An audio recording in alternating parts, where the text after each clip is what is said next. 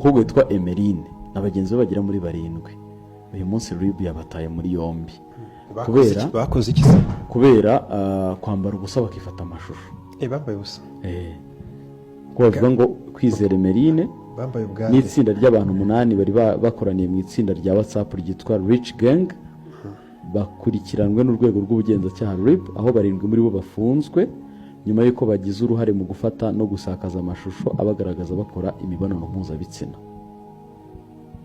Abandi bana ibyo bintu banabigezeho nabonye harimo abakobwa, hari bamwe uruhande rumwe roki bavuga ko ari uburenganzira bwabo gufata ayo snap, gufata umwanya wabo bakifata amashusho cyane cyane ko barimo kuyagurisha abagabo cyangwa kwiyereka abasore cyangwa wenda bakanaryamana hagati y'abo bakobwa. Ari abantu bavuze ko ari uburenganzira bwabo, abandi umubare munini uravuga ko ari amahano igihugu cyacu cyagwishije. Wowe urabivugaho iki?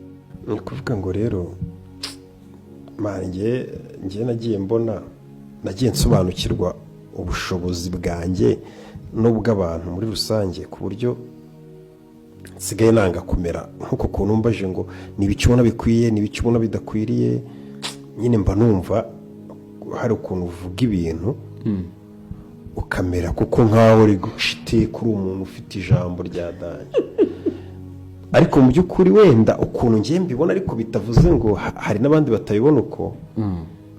Imbuga nkoranyambaga nyine zirashukana zirongoza nyine to zirashukana ziranongoza ku buryo ubishoboye nyine wabigendamo gake. Ikindi kuzitindaho ni ibibazo, abantu benshi bazitindaho, fata ugatinda ku rubuga ureba uva kuri rumwe ujya ku rundi kandi ugasanga nta kintu kizimurimo. Byira ukagira iminota mikenya ubimaraho cyane ko biri no kwica amaso, umutwe tutawibagiwe, amastroke ushobora gukora n'ibindi bibazo byinshi. No kuba umunebwe ntiwinjize nukore ibintu bikwinjiriza cyangwa ufata umwanya utekereza. Abantu benshi bavuga ko bazirwariyeho depression kubera ibintu bakurikira, ubuzima bwo mu mutwe bukangirika. Ziranabeshya, nshobora kubyuka mu gitondo ngahita ngenda ngahita nza kwacita ngahita ntira imyenda.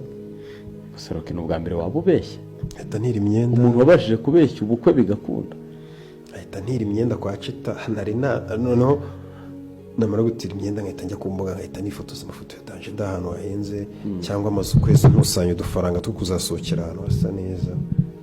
Ngahita marira agafoto n'akavideo ndi nk'umukobwa ukadusanga nk'abandi bana b'abakobwa tungana, bese avuga ati we yarakize ibyaciyemo, ukaba utangiye kubabangamira.